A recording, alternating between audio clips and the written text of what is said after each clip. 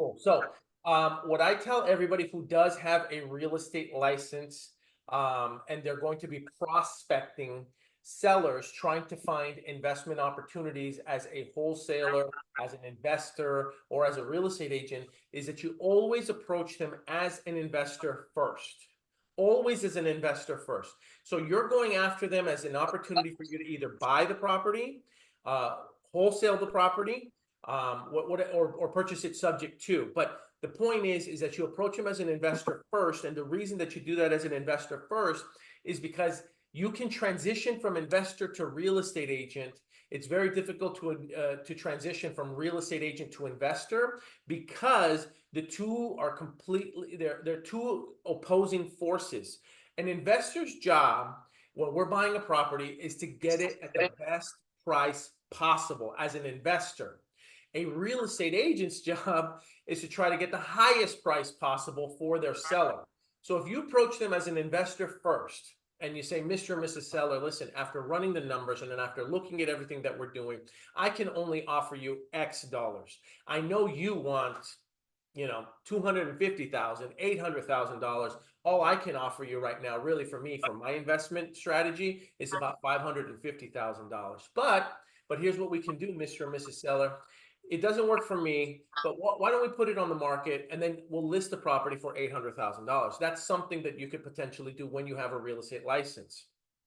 But you can't do that if you're an agent first. So if you approach them as an agent first and you talk to them as a real estate agent and you try to get them to list their property and then they hire you to sell their property, well, it looks really bad when you've put the property on the market for $800,000 and then you go back to them and you say, well, Mr. and Mrs. Seller, I'll tell you what, I want to buy your property for $550,000.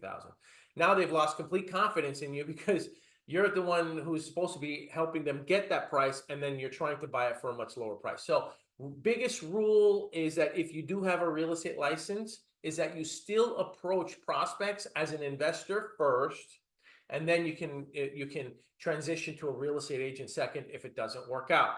Now, if it's not in your own backyard and the price that they want is still too high, well, then what a lot of us are doing is we are implementing a strategy called Novations, and you will hear people talk a lot about this. Now, what does novation mean? Well, novation means new, right? So it means new contract.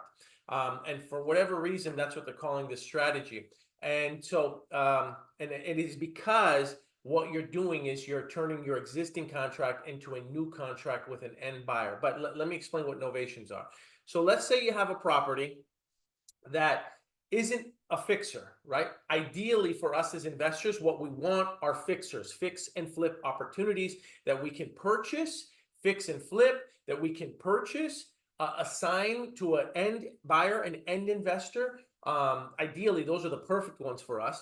Or you have a property that's in halfway condition. And what I mean by that is that it's livable, it's nice, but it's not completely up to like 2024 standards. So it's a great home. It's got great bones. It looks good. It's just dated, and it's visibly dated. Well, you're not going to get a house that's visibly dated at a fixer-upper price. It's not going to happen. And a lot of times people think that they can go into these homes and they can try to make them fixer-upper offers and they're going to accept them, even though as an investor, whether it's a fixer-upper or whether it's a moderate home that's in average condition that needs a dated home that needs to be updated, even though the strategy is still going to be the same. You're going to gut the fixer. You're going to probably gut the no problem, Antonio. You're going to gut the older home, right? The strategy is the same. It's an older home. You got to clean it out. If it's a fixer-upper, you got to clean it out. So the truth is you may not spend as much money rehabbing and remodeling a home that's dated, but it's going to be a clean slate. Irrespective of that, the buyer that could potentially buy the house that is just dated is willing to purchase it and use it as their own primary residence and just fix it up as they live. So I talked a little too long about that. So what I'm saying is that those type of houses that are just dated, they're dated. Those type of houses, we would do what's called a novation. And the equation for a novation offer is typically this.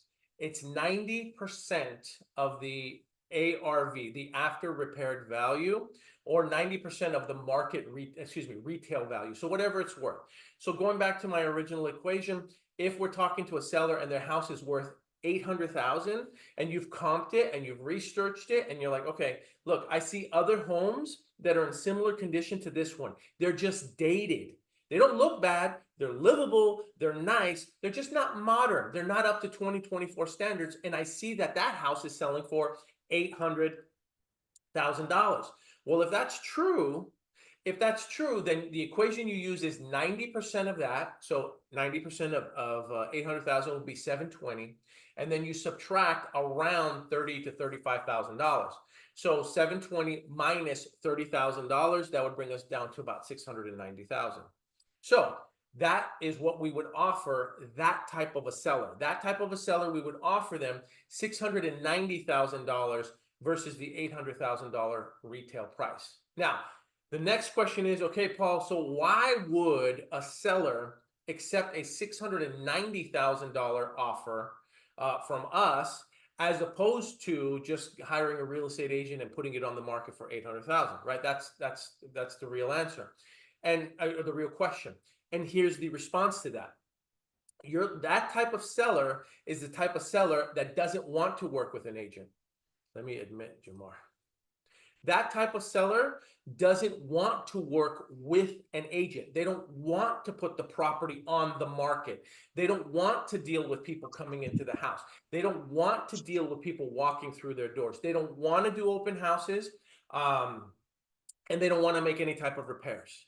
So that type of seller is the type of seller that would look at a novation offer. 90% of whatever the retail value is minus $30,000 to cover a wholesale fee and any commissions you would have to pay to an agent that would bring a buyer and any closing costs. Okay, that's the novation equation. It's 90% of retail value minus $30,000, and that's the offer that we would make. So I hope everybody understands that there are some sellers that don't want to put it on the market. They just don't want to, for whatever reason. They don't feel like putting it on the market. They want the convenience of knowing that they have a guaranteed price. And if you use that equation, based on our experience, those numbers work every time. You'll be able to find where'd the 30K come from? The 30K came from us taking into account a wholesale fee for us, which could be anywhere between $10,000 to $20,000 as a wholesale fee, 2.5% commission that you would probably have to pay an agent who was to bring a buyer. Sorry, my brain just lapsed there. 2.5% commission, and oftentimes we're covering the closing costs for the seller. We're paying the closing costs for the seller. So that's where the $30,000 came from. 90% of retail value minus $30,000. And if you price it that way, typically, if you price it that way, you're going to be able to then put it on the market and you'll be able to attract a buyer. That's a price that is probably going to cause it to sell.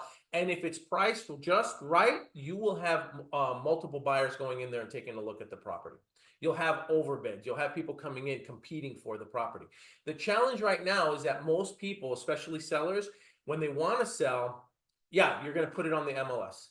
Okay, I haven't gotten there yet. So now that we've clarified the formula, right? The formula, I'm looking at comments, you guys. Now that we've clarified the formula as 90% of retail value minus $30,000, now that we've got that under wrap, then you have to make sure that the seller is on board with this concept and that they understand that, and that they are the type of seller that does not want to deal with an agent. Now, there's going to be some that are going to say, you know what, it doesn't make sense for me. I'm going to want to work with an agent. I'd rather just put it on the market, higher price. I'll deal with the repairs. I'll deal with the inspections. I'll deal with the people. And that's fine. The challenge lies where we try to convince somebody to do something that they don't necessarily want to do. And that's where this business becomes very frustrating and where we're banging our heads against the wall because we can't understand why they don't want to do business with us. And it's not that that there's nothing wrong with you. It's just that's not the right person. So when you start getting really good at identifying the right prospect, identifying the right person, you'll be able to figure out which fish you want to keep in the net and which fish you want to throw back into the pond or into the lake or into the river. So whatever analogy you want to use, that's my point. So you're going to be upfront. You're going to tell Mr. and Mrs. Seller, listen, when you work with us, you're guaranteed that price. I know that, you know, the market value is about 800,000. We can offer you 690,000. And what we will do is we will handle the entire process for you. That is $690,000 net. Now, keep in mind that even if they do list it with an agent for 4% or up to 6% commission, whatever the agents negotiate these days, 4 to 6%, let's say it's 5% on average.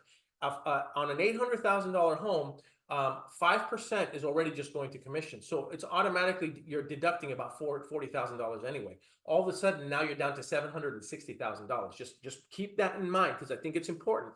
Because a lot of times people will listen to what I'm saying and they'll be like, why would they pay 690 when they can get 800? They're not really getting 800. That's what I'm getting at. You know, right off the bat, off that 800, they're down to 760. Then you have to take into account any other expenses or any other closing costs. The average sale is going to cost them between 7 to 10% to sell a property. Okay, average. So now you're down to 760. Then you also got to figure in there's going to be some type of potential repairs, or the seller might come back and, the buyer might come back and renegotiate.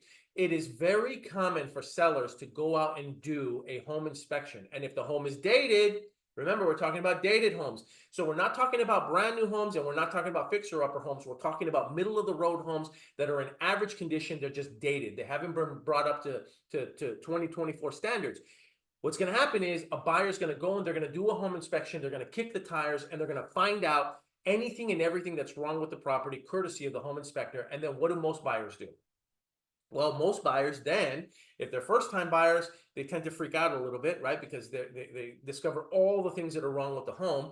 Or what they do is if they go back and then they renegotiate the terms. They basically say, hey, listen, I found out that the roof is shot. I found out that the foundation is shot. I found out that the plumbing is old. It's still lead plumbing from the 1940s or 1950s. I found out this. I found out that. I found out this. And then before you know it, they're restructuring the price or reducing the price to a price that makes sense to them. So I've seen deals where, again, we're at 800, then you got to pay the commissions. Now you're down to 760. Then you got a buyer that goes and does their inspection. All of a sudden they're like, I need to renegotiate dates. I'm going to be putting in another $15,000 to $20,000 in the property. All of a sudden now it's down to 720, 730. So what I'm demonstrating to you is that gap from the 690 that I originally offered with that equation that I gave you is all of a sudden very close and very competitive to the 720. I mean, yes, it's still $30,000, and $30,000 is $30,000, but remember that the seller still has additional expenses. They got to pay the title fees. They got to pay taxes. They got to pay all these other things. And before you know it, the gap isn't there. So, or isn't as extreme as it sounds. And sellers who are motivated are willing to accept less for convenience and for less stress. Oh, so what you're telling me then, Paul, is that I don't have to deal with any buyers. I don't have to deal with any agents. Nobody has to come through my house.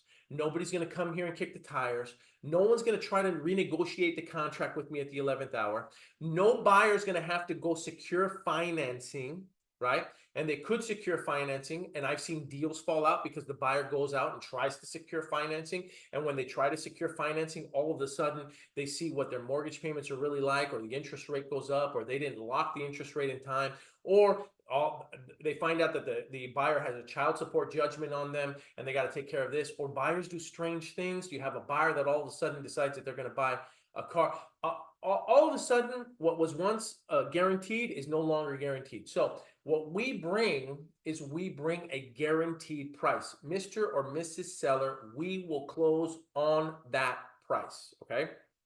Now, I did a video just a short while ago about how you have to make sure that you secure your deals at a price that is going to make sense for you as an investor, as a wholesaler, so that when you do sell it to your end buyer, the numbers still make sense. or you have to secure it at a price that you can still close on if you don't find that end buyer. So if you don't have the money, then you got to make sure that you have a private money lender that would still be able to fund that deal and close it for you. And typically that equation works out pretty good. 90% minus 30,000 is a price where you should be at. And if push comes to shove and you don't find an end buyer right away, well, then what you can do is you look for a private money lender, close the deal, and then you can resell it to another end buyer, or you put it on the MLS. Now, Antonio, going back to what we were talking about a short while ago. So the other thing that you're going to do with your seller is you're going to get them on board and you're going to explain to them, Mr. or Mrs. Seller, I just want you to be clear, and I want to be very clear about this, okay? I am an investor. I'm buying the house to fix and flip it, or keep it and rent it, or I'm not really sure. I don't know what my exit strategy is going to be quite yet, but I'm buying it for future profit. I want to make sure, Mr. or Mrs. Seller, that you are aware of this. That's why I'm buying it. I'm an investor. That's what I do. Now, most sellers are going to be comfortable with this language when you tell them this. They understand that. They know that. What happens is a lot of people try to like skirt around that, and they don't want to be forthcoming enough about it. So we're telling them, look, I am getting into this deal with you because I'm an investor. I'm going to be reselling it for future profit. That is my goal. So Mr. and Mrs. Seller, I'm guaranteeing your price. In this example, I was using 690,000. I'm guaranteeing you 690,000 come hell or high water. I guarantee that. That's my price. That's what you're going to get. Don't worry about anything else. Don't worry about repairs. Don't worry about inspections. Don't worry about anything else. But here's what I need your help with. I would like to start looking for who my end buyer is going to be, right? I'm an investor. I'm going to be purchasing it. I'm purchasing it for future profit. I'm going to be reselling it. You know, that's what I do. So as a courtesy to me, if I can guarantee you this price of 690, all I ask is that you give me the opportunity to start looking for my end buyer now while we're still under contract, so that way I can find the end buyer. And if they need some type of repairs, or they need some type of adjustment, or they need some type of credit, I can handle that. I will be responsible for all of that. You don't have to worry about anything. Your price is guaranteed. But could you give me the opportunity to take this to the open market so that I can start looking for my end buyer now? Now, what is the end market, Antonio? Putting it on the MLS. Right, putting it on the MLS. That's what it is. Okay. So then what we would do is we would find a local agent in that market, and then we would hire them probably for a flat fee. And part of that flat fee is going to be within the $30,000 that we talked about, paying them a flat fee just to put it on the MLS and then find us a buyer. So I covered a lot, like in about 20 minutes, on novations. And it can be confusing the first time you hear it, okay? But that is another element to how we as investors, as real estate investors, can resell a house that's not a flip, I mean, not a fix and flip, but it's an average condition, but it's still dated. And that's how we're able to do it. Cool. So you have something like that, Antonio? So after this call, we can get on the phone and we could talk about how we could do that, how we could work it together. All right. Any questions? I'm checking the chat, and I'm also looking on the Facebook chat. Any questions that you guys might have about what it is that I covered?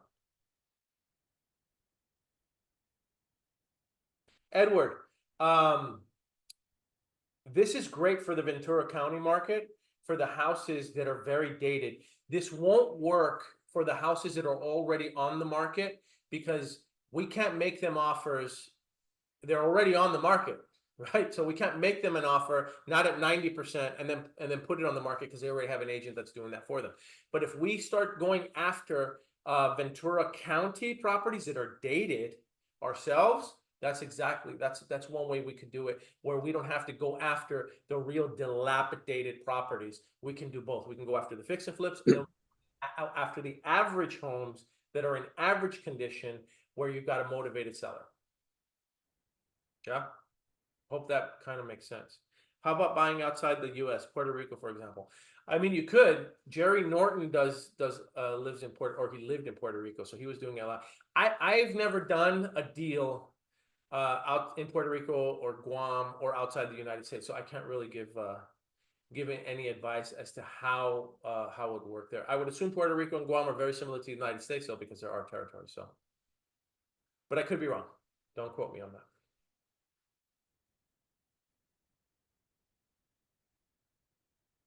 Any other questions, comments, you guys? I appreciate you guys being on here. Every Wednesday at 9:30, I'm going to be here, except next week and the following. For 2 weeks, I'll be gone because I'm going to be gone on vacation. But every Wednesday, I'm going to be here from 9 to 9:30 for 30 minutes. Think of it as like, office hours. Yeah, where you can come and then you can bring me whatever questions that you might have, that you need help with, and you just want some free time. No problem, Jamar. Sorry, I'm looking at the Facebook comments. I got you, John. Okay, cool. All right, it's 9:29. Unless there's any additional questions that you guys need some help with, let me know now. All right, cool. All right, you guys, let's have a great day. Let's get to work.